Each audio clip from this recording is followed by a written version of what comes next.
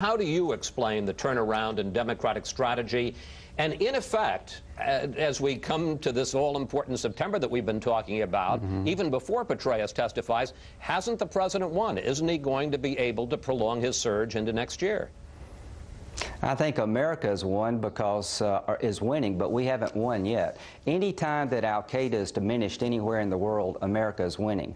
Any time that moderation can trump extremism, America is winning. And the reason they don't have the votes is because it's undeniably obvious that this new strategy is producing results the old strategy did not produce. Political reconciliation is going on all over the country. The Sunnis now want to play politics. It is in our national security interest to make sure there is no vacuum created in Iraq that Iran can fill in, and make sure that Al-Qaeda does not reemerge. Now's the time to pour it on. There will not be 60 votes. In April, Harry Reid said the war was lost and the surge has failed. September is about trying to justify those statements in April. We need to listen to this general, listen to this ambassador, and understand that we have made progress. And if we pull back now, any troops based on politics, you're going to allow an enemy to get off the mat that's on the mat, and you're going to break the hearts of the troops that have brought about this success. They believe they're winning. Let them win. Let's talk about General Petraeus. Now, Senator Feinstein, you were very complimentary about him a moment ago,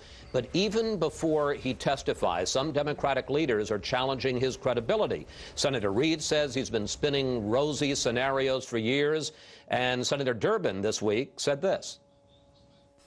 By carefully manipulating the statistics, the Bush-Petraeus report will try to persuade us that violence in Iraq is decreasing and the surge is working. Even if the figures are right, the conclusion's wrong. Senator Graham, what do you make of the attempts by some Democratic leaders in the Senate to discredit General Petraeus? Very upset, because he's coming because we passed a law telling him he had to come. Now, this idea that he and Ambassador Crocker are going to cook numbers to continue a war where people are going to get hurt and killed because they have a political agenda is ridiculous. It's offensive. This is a good man, General Petraeus, and I appreciate what Dianne Feinstein said about him. It is clear to me that he's going to give a balanced report. We've got a long way to go in Iraq, but finally we're getting this right. We've got the team in place that's delivered results, and I don't want to look at this war from the next election point of view. I want to look at it from the next generation's point of view. Once Harry Reid said the war was lost in April, how does he change?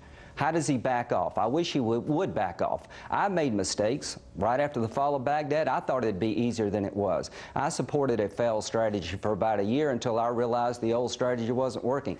There's no shame of reevaluating your position and changing your position to support a strategy that will make this country more secure. We are winning in Iraq finally, and the only way we're going to lose this war is to have politicians in Washington undercut the surge by political redeployment, not military redeployment. Senator Feinstein, let me ask you, because you did say complimentary things a moment ago about General Petraeus. Yes. How do you square that with the comments of your two top leaders in the Senate, Senator Reid, Senator Durbin, who have been very critical and somewhat diminishing about the integrity of General Petraeus?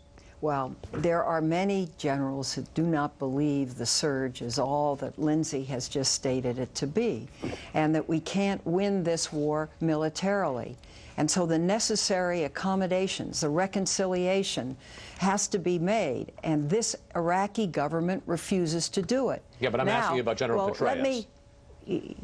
Well, I don't think General Petraeus is an independent view in that sense. General Petraeus is there to succeed. He may say the progress is uneven. He may say it's substantial. I don't know what he will say. You can be sure we'll listen to it. But I don't think he's an independent evaluator. Now, you skim over the fact that you've had 3 other reports, the Jones report, the GAO report, other report, saying that the statistics are questionable, the progress is uneven at best, the things that need to be securitized are not securitized, electricity in Baghdad is on but 6 hours a day. I mean, I can go on and on and on. And you might, there is no evidence that killings are down.